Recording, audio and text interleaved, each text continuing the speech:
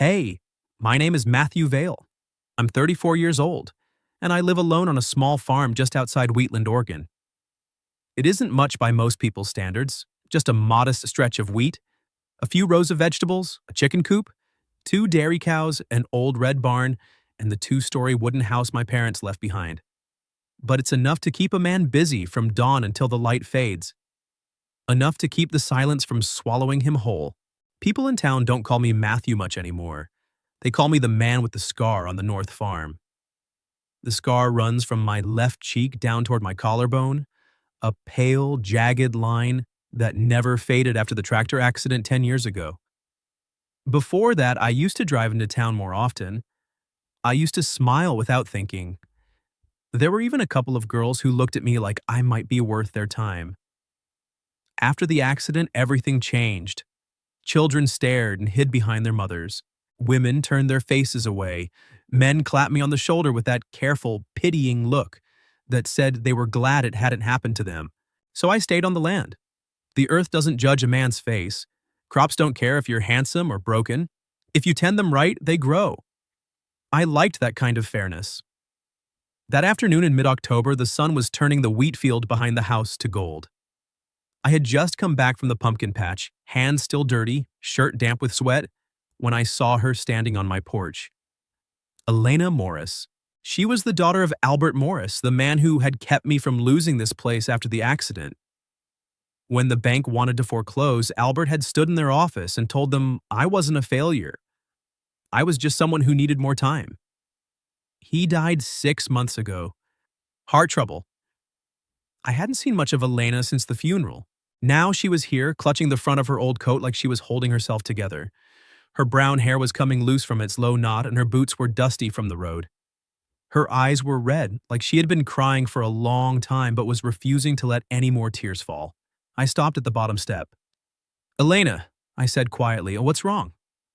She looked at me for a long moment, as if she had practiced this conversation 100 times, and now couldn't remember a single word. Finally, she lowered her head, and her voice came out barely above a whisper. "My father said you needed a wife?" I didn't laugh. I didn't ask her to repeat it. Because the second I heard those words, I understood more than she probably meant to say. I stepped up onto the first stair, keeping enough distance so she wouldn't feel cornered. I met her eyes and answered, steady and simple. He was right. Her head snapped up. Those blue eyes went wide and wet.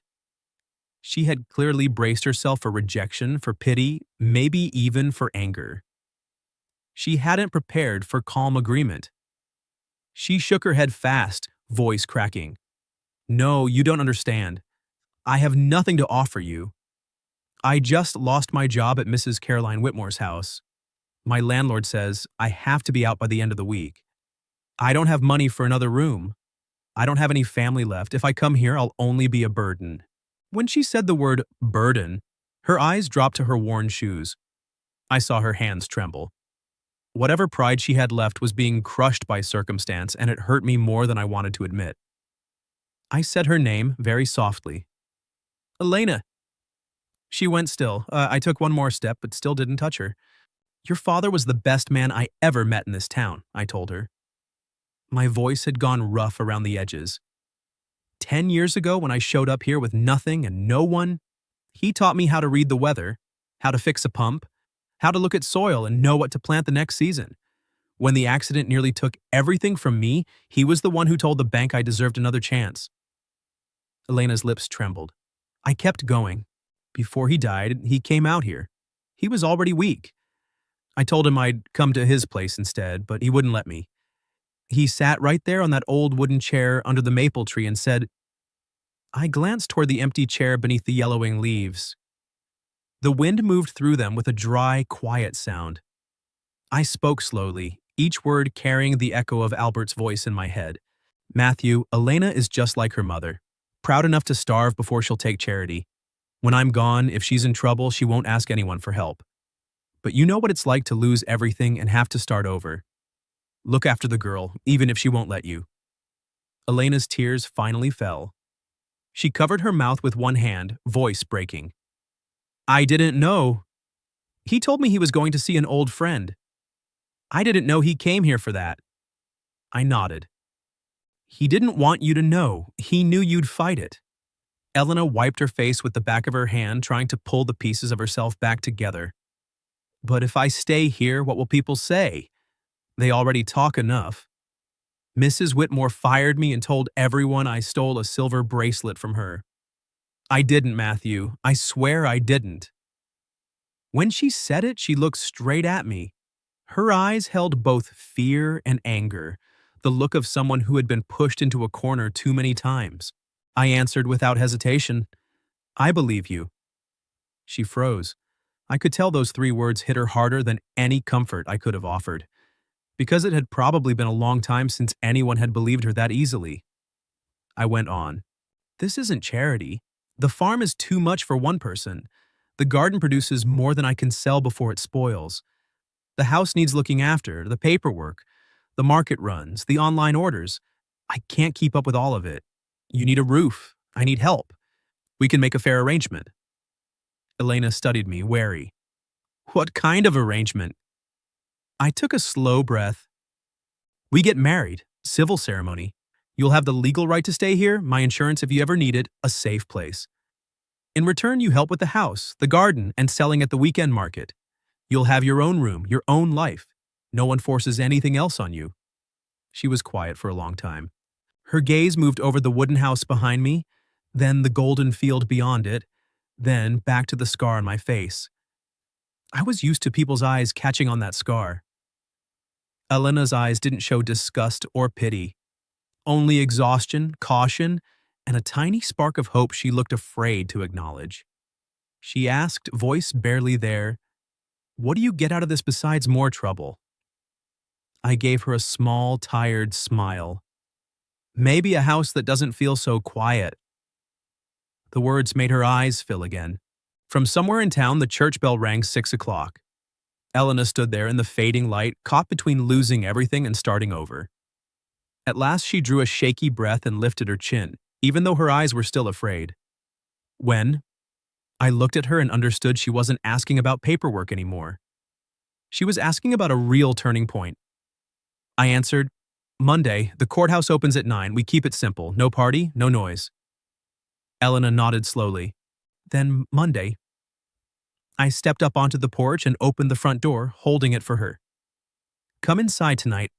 Whatever you decide, you don't have to go back to that room in tears. She stood still for a few seconds. Then she walked past the threshold. And I didn't know it yet, but from that moment on, the quiet life I had built for myself began to change direction. Monday morning arrived with a pale, clear sky. I woke before the sun and lay in bed longer than usual, staring at the ceiling.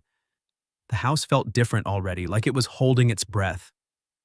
Down the hall, Elena's door was still closed. I hadn't heard her move around during the night. I wondered if she had slept at all. I shaved carefully for the first time in months, avoiding the scar as best I could. The white shirt I pulled from the back of the closet still smelled faintly of cedar from the trunk, where my mother used to keep winter clothes. The black jeans were the only pair without grease stains. I even cleaned my boots. It wasn't much, but it was the best I could do. When I came downstairs, Elena was already in the living room. She stood near the window with her back to me, wearing a simple, deep blue dress with small white embroidery along the collar. It was modest and a little old-fashioned. She turned when she heard my boots on the floor. The dress had belonged to her mother. She didn't have to say it.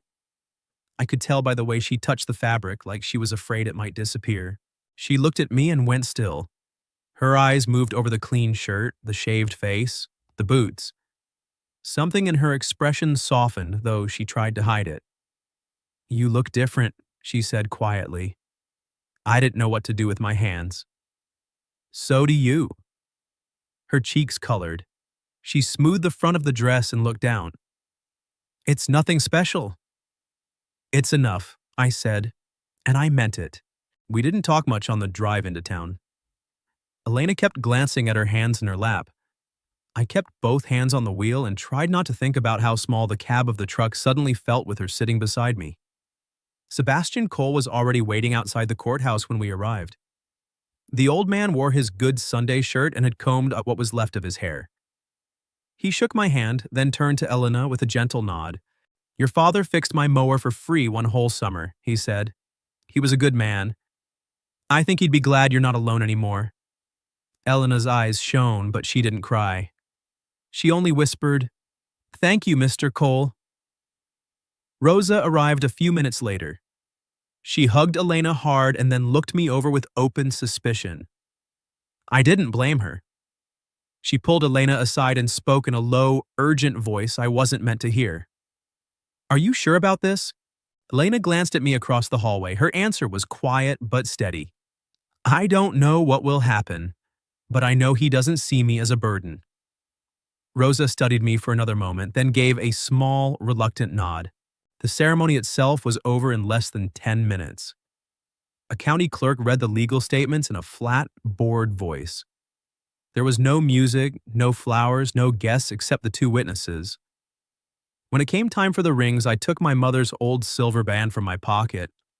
It was simple, a little worn at the edges. Elena stared at it. It was hers, I said quietly. I don't have much left of her. If you don't mind. She held out her left hand without speaking. Her fingers trembled just once when I slid the ring on. It fit better than I expected. The clerk cleared his throat. You may kiss if you wish. Elena went very still. I saw the hesitation in her shoulders and decided not to make it harder for her. I leaned in slowly, giving her every chance to step back. She didn't. I pressed my mouth to hers for no more than a second. It was barely a kiss at all, just the briefest touch, but when I straightened up, I saw her eyes had gone wide and dark. She looked as surprised as I felt. Sebastian clapped his hands once, the sound loud in the quiet room. Rosa laughed through sudden tears. Congratulations, you two, Sebastian said, voice rough. Now go on home. A house with a woman in it shouldn't have a cold stove. On the way back, Elena sat with her hands folded in her lap, staring at the silver ring.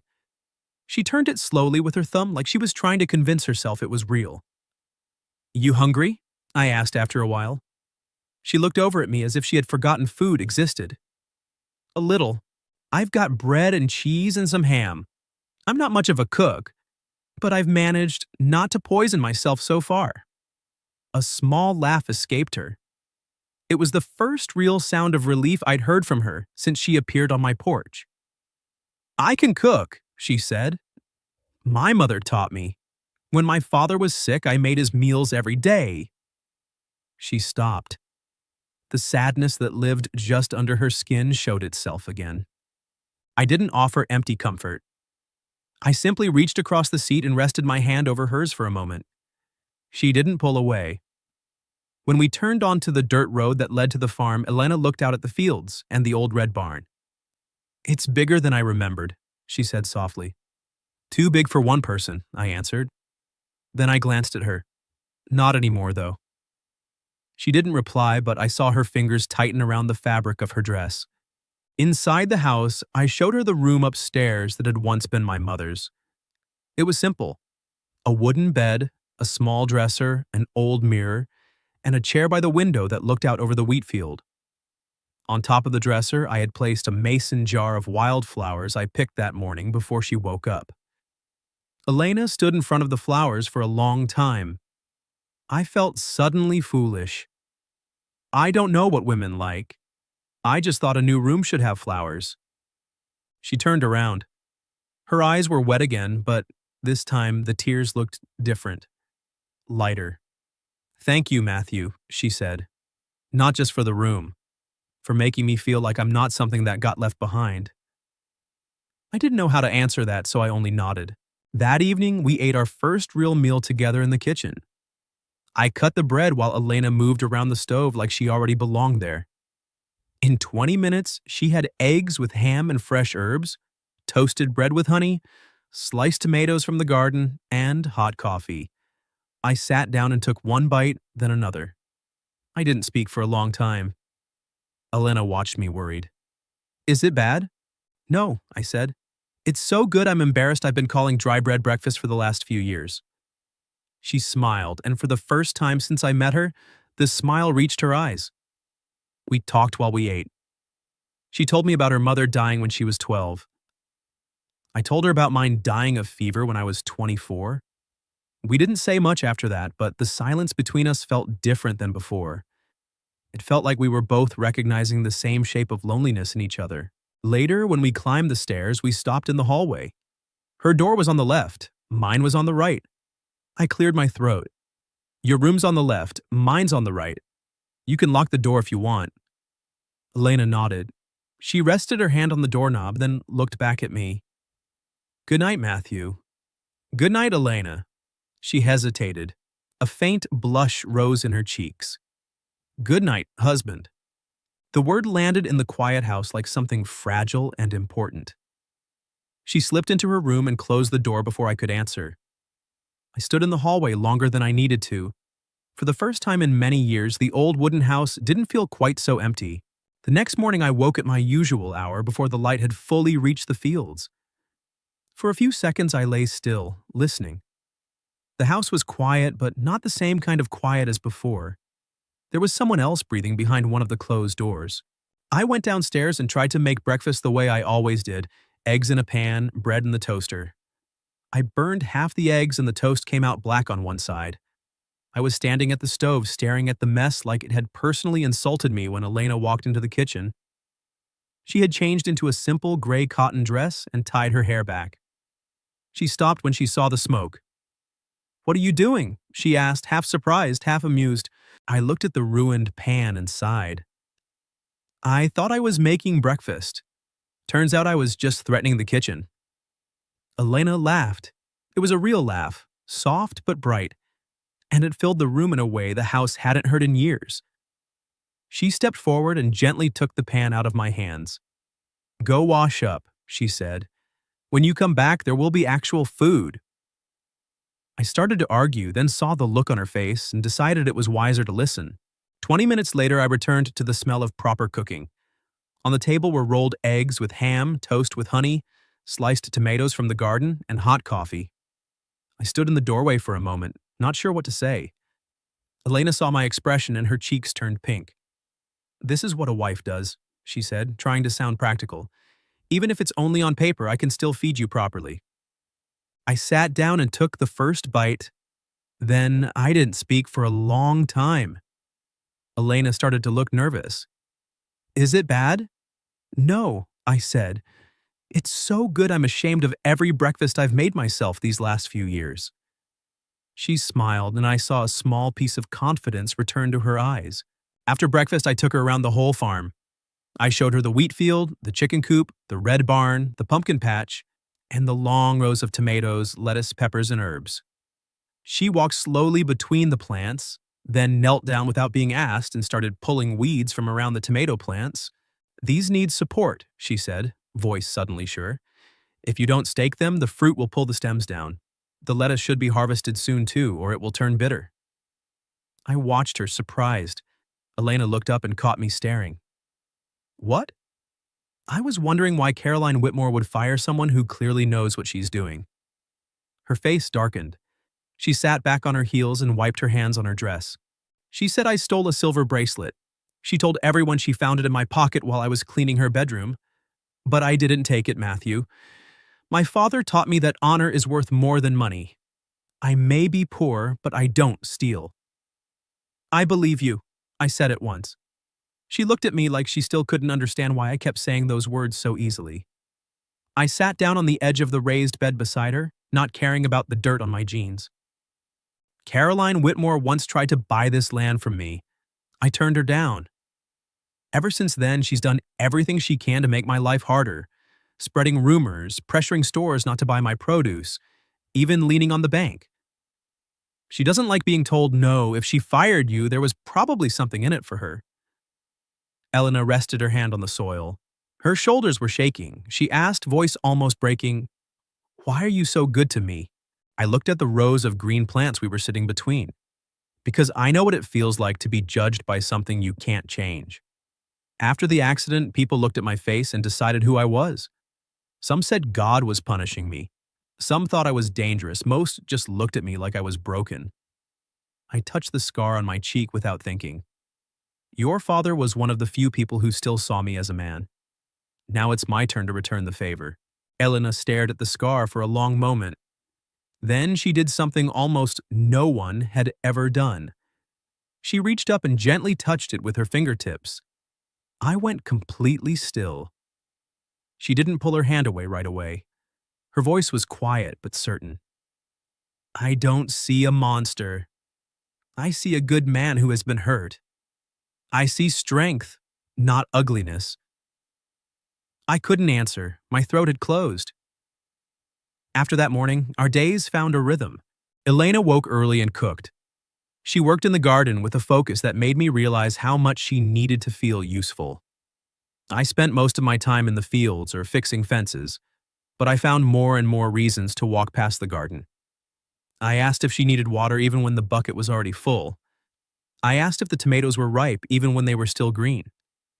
She always looked at me like she knew exactly what I was doing, but she never called me on it. In the evenings, we sat by the wood stove. I showed her the old bookshelf that still held my mother's books, American novels, farming manuals, a few poetry collections, and a worn copy of Don Quixote. Elena was surprised I read so much. She teased me gently. I thought farmers with scars didn't have time for books. I smiled. It was the first time I had smiled about my own face in years. 2 weeks after the wedding, we went to the Saturday farmers market in Wheatland together. The first time, people only stared. The second time, the whispering started. Women turned to each other and covered their mouths. Men looked at me with a mixture of pity and something sharper. Rosa found us between the stalls and pulled Elena aside. I stayed close enough to hear. Elena, you need to know. Caroline is telling everyone you married Matthew because you're pregnant. She's saying the whole marriage is fake, that you're using him to get out of debt. Elena went pale. What? Rosa squeezed her hand. I know it's a lie, but people are talking. She's also saying you seduced a lonely man. That was when Caroline Whitmore appeared. She was in her 50s, wearing an expensive coat that didn't belong at a farmer's market. Her jewelry caught the light every time she moved. She stopped in front of our table and looked Elena up and down like she was inspecting something cheap. Well, the new bride, Caroline said, voice sweet and poisonous. You look right at home selling vegetables, Elena. Even if your father tried to make you look like a lady, you always end up back where you belong. I kept my voice cold. Morning, Mrs. Whitmore. You here to buy something or just wasting our time? She turned to me with a sharper smile. Still blunt, Matthew. I suppose desperate men don't have time for manners. Then she raised her voice just enough for the neighboring stalls to hear. How's married life? Have you realized your mistake yet? The whole town knows she only married you to escape being homeless. Before I could answer, Elena stepped closer to me and took my hand in front of everyone. Her fingers were cold, but her voice was clear. My marriage to Matthew is our business, not yours. And if you care so much about our lives, maybe you should ask yourself why your own life is so empty that you have to fill it with cruel rumors. The market went quiet. Caroline's face flushed dark. You're nothing but a penniless orphan, she hissed. I can destroy you with one word. Elena's grip on my hand tightened, but she didn't back down. You already tried. You accused me of stealing. You took my job. You tried to put me on the street. But I'm still standing here because the truth is stronger than your lies. Caroline's voice dropped, low and vicious. The truth is you climbed into his bed before you were married. The truth is there's probably a bastard in your belly right now. A ripple of shocked whispers moved through the crowd. Elena went white. I felt her hands start to shake. I stepped forward. Elena is my wife in the eyes of the law and before God. She has more honor than anyone spreading lies out of spite. If anyone here wants to speak badly about my wife, they can say it to my face. But I'm warning you now, I won't stand by and watch anyone drag her name through the mud. Father Thomas, who had been buying vegetables for the church, walked over. He looked at Caroline with quiet disappointment. Mrs. Whitmore, those are serious accusations without proof. A decent community isn't built on slander. I suggest you apologize or leave. Caroline looked around and realized the crowd was no longer on her side. People had seen Elena holding my hand. They had seen the way I stood in front of her. They had seen that whatever this marriage was, it didn't look like a performance. She spoke low, full of threat. "This isn't over."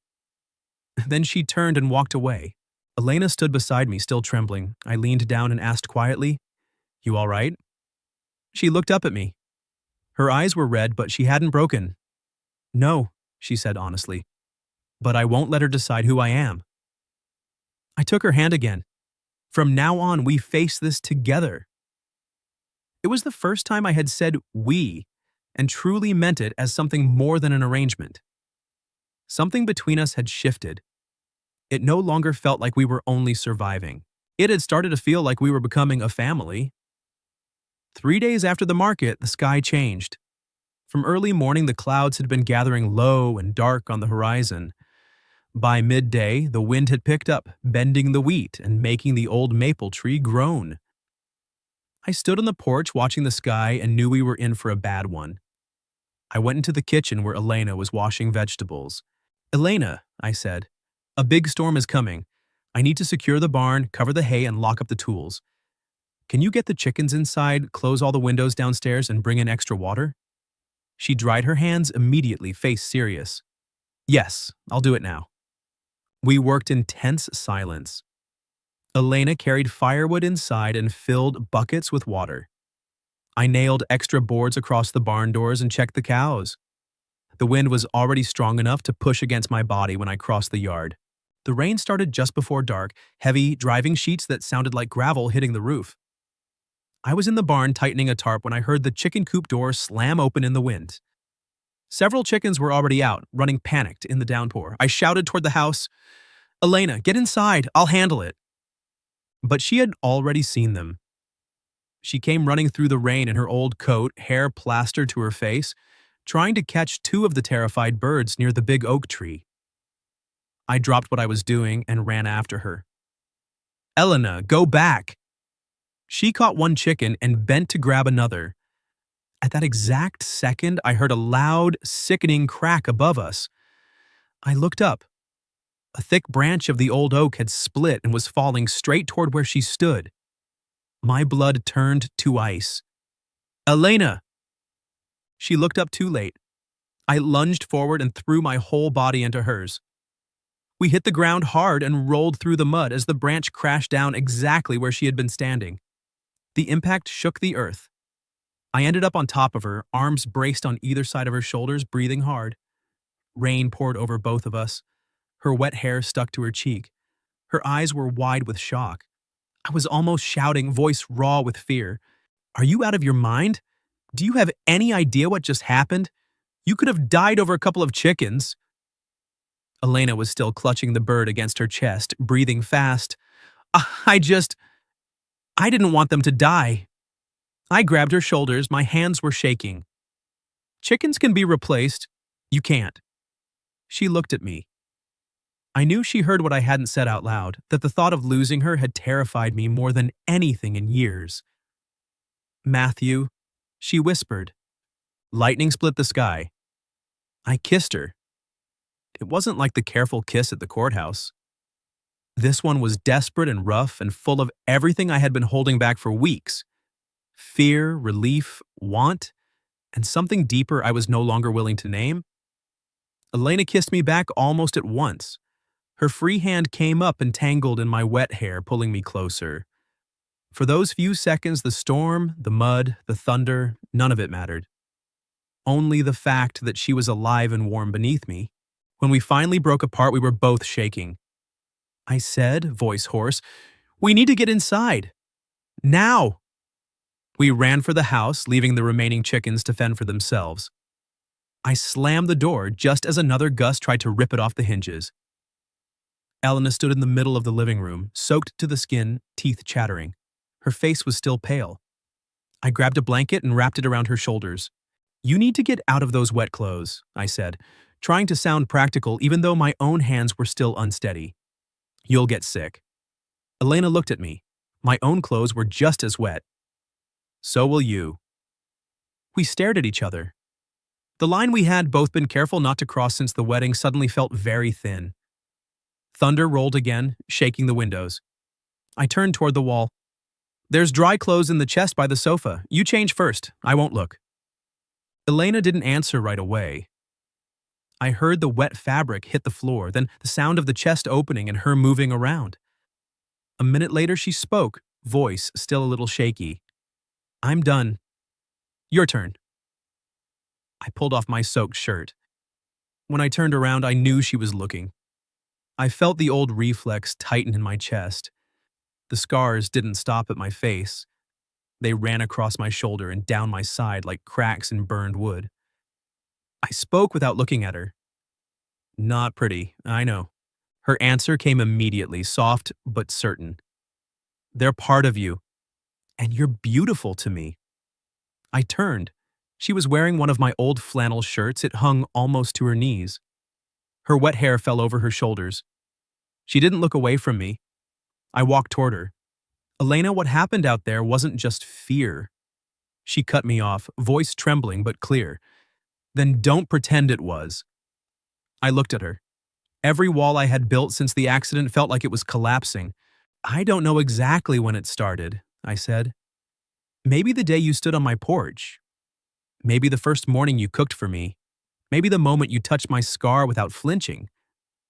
But when I thought I was about to lose you, I understood. Elena stepped closer. I finished the sentence. I've fallen in love with my wife. Tears mixed with the rain still on her face. She answered, voice breaking. I love you too. I think I started loving you the day you gave me a roof without asking for anything in return. And every day after that, I loved you a little more. I reached up and brushed the tears from her cheek with my thumb. Then there are no more separate rooms. No more pretending this is just an arrangement. If you want it, I want this marriage to be real. Elena didn't hesitate. I want it. Outside, the storm screamed like it wanted to tear the farm apart. But inside the old wooden house beside the wood stove, two lonely people had finally found the place they belonged. That night, the marriage we had made out of necessity became a marriage made out of love. The morning after the storm, I woke to the feeling of Elena's back pressed against my chest and her hair across my arm. For a few seconds, I didn't move. I just listened to her breathing and let myself believe this was real. She stirred, turned in my arms, and looked at me. Her cheeks were still pink, but this time she didn't look away. Good morning, husband, she whispered. The word no longer felt borrowed. It felt like it had always belonged to us. The storm had left its mark. Part of the barn roof was torn away, 2 sections of fence were down, and 4 chickens hadn't survived the night. Elena stood in front of the coop with her arms wrapped around herself, eyes full of guilt. I'm sorry, she said quietly. If I hadn't been so stupid and run out there. I stepped behind her and put my hands on her shoulders. You saved 2 of them. More importantly, you're still here. Don't apologize for having a soft heart. She leaned back against me without speaking. Later that afternoon, Sebastian came by to check on us. He looked at the way I kept my hand on Elena's back when we walked across the yard, and at the way she reached up without thinking to straighten my collar. He smiled like he had known all along. But his news wasn't good. Caroline's making it official, he said, voice serious.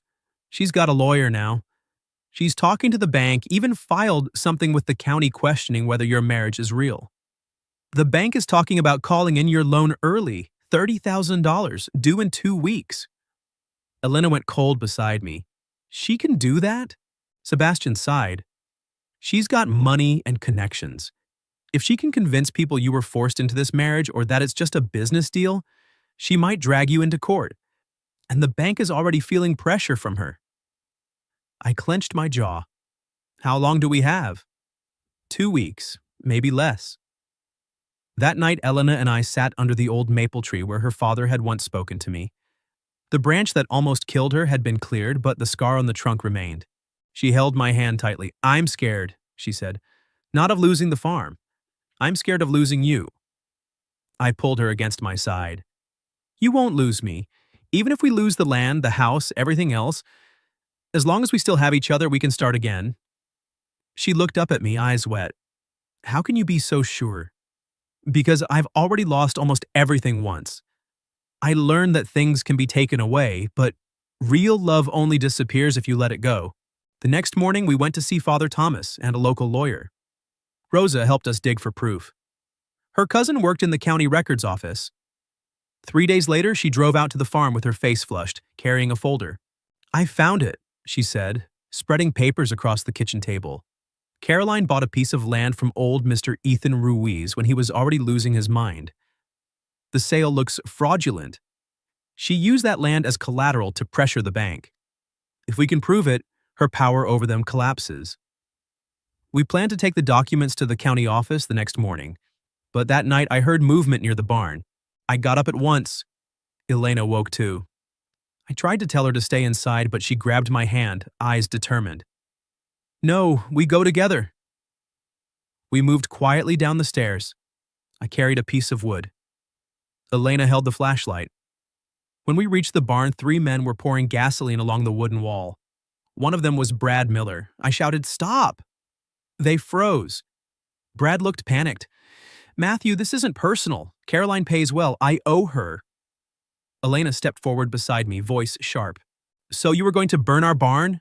Our harvest? Everything we've built?" Brad didn't answer. Then lights appeared from the road. Sebastian and several neighbors came walking fast, carrying flashlights and tools. Sebastian had seen strange cars on the property and called for help. Sebastian's voice was cold. "Not so fast. The whole town is going to hear about this." 2 of the men ran. Brad was caught. By morning, he had confessed everything to the sheriff and the county judge. 3 weeks later, the public hearing was held in the town hall. Elena and I walked in holding hands. Caroline sat across from us with 2 lawyers. She still wore expensive clothes, but her hands were shaking. Judge Fernando Reyes read the ruling in a clear voice. First, the marriage between Matthew Vale and Elena Morris is legal and valid. Father Thomas and multiple witnesses have confirmed it was entered into willingly. There is no evidence of coercion. Their relationship has clearly developed into a genuine one. Elena let out a shaky breath. I squeezed her hand. Second, there is clear evidence that Caroline Whitmore purchased land from Mr. Ethan Ruiz through fraudulent means while he lacked mental capacity. That transaction is declared void. The collateral she used to pressure the bank is no longer valid. Her interference with Mr. Vale's loan is ruled improper. The room erupted in murmurs. Caroline shot to her feet, voice cracking with rage. "This is all because of Albert Morris. He humiliated me in front of the whole town 30 years ago." Father Thomas stood up slowly. "Albert is gone, Caroline. The person who destroyed your life isn't him. It's you for holding on to that hatred all these years." Caroline looked around the room. No one supported her anymore. No power, no fear. Only a woman who had spent her life trying to punish anyone who had ever told her no. She walked out of the hall in heavy silence. When the doors closed behind her, people began to clap. It wasn't loud celebration, it was relief. Rosa hugged Elena, crying and laughing at the same time. Sebastian put a hand on my shoulder, voice thick. "Your mother would be proud. Albert would be too." That night, the town held a small gathering in the square. There was music, food, and late apologies. Elena and I danced under strings of lights between the wooden posts. I leaned down and spoke into her ear. "Do you remember the night you stood on my porch and said your father told me I needed a wife?" Elena smiled. "And you said he was right?" I shook my head. I was wrong. She looked up, surprised. I kept my eyes on hers. "I didn't need a wife. I needed you. Exactly you. My partner, my love, my home." Elena's eyes filled with happy tears. "I love you, Matthew Vale. Every scar, every silence, every part of you." 6 months later, the farm looked completely different. Elena's garden had become the most popular stall at the market. We paid off the loan on time, fixed the barn roof, and added more chickens and 2 goats. People who used to avoid me now stopped by regularly. Sebastian came for Sunday dinner every week. Rosa was planning her own wedding. One spring afternoon, Elena stood in the middle of the tomato rows with her hand resting lightly on her stomach. I walked over from the field and saw the look on her face. Elena? She took my hand and placed it where hers had been. We're going to have a baby. I stood completely still. Then I lifted her off the ground and spun her in the middle of the garden while she laughed and cried at the same time. I love you, I said, voice breaking. I love both of you. I love this family. Elena smiled through her tears. My father was even more right than he knew. You didn't just need a wife, you needed a family. That evening we sat under the old maple tree. I had built a new wooden bench there and carved our initials into the back, M and E intertwined. Elena rested her head on my shoulder. She spoke softly into the wind. Thank you, Dad. You were right. I looked out at the sun setting behind the wheat field, my arm around my wife and my hand resting over the place where our first child was growing. I had once believed my life would only ever be soil, seasons, old scars, and silent rooms. But Elena had stood on my porch with a trembling voice and one simple sentence, and from that sentence I had been given everything.